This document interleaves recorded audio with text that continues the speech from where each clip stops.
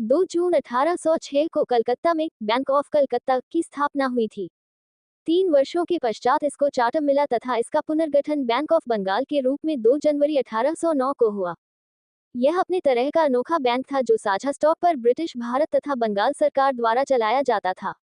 Bank of Bombay तथा bank of Madras की शुरुआत बाद में हुई।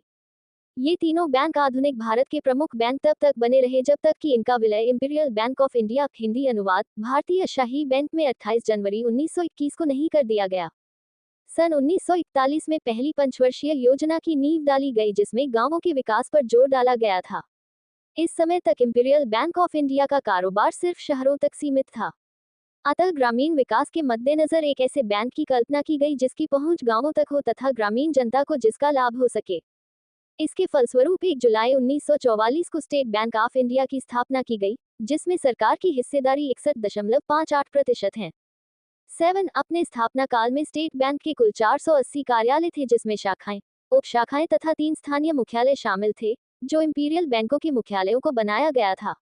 1926 में यंग की अनुशंसा पर 1 अप्रैल 1935 को आरबीआई की स्थापना की गई जबकि इसका राष्ट्रीयकरण 1 जनवरी 1949 को किया गया। इसका मुख्यालय मुंबई में है। आरबीआई के पहले गवर्नर सर ओसबोर्न स्मिथ हैं जबकि वर्तमान में इसके गवर्नर शक्तिकांत दास हैं। कार्य नोट का निर्गमन वर्तमान में आरबीआई 1957 में प्रचलित न्यूनतम रिजर्व प्रणाली के आधार पर 2 रुपये से लेकर 2000 रुपये तक का नोट का निगमन करती है जबकि 1 रुपया के नोट का निगमन भारत सरकार के द्वारा किया जाता है।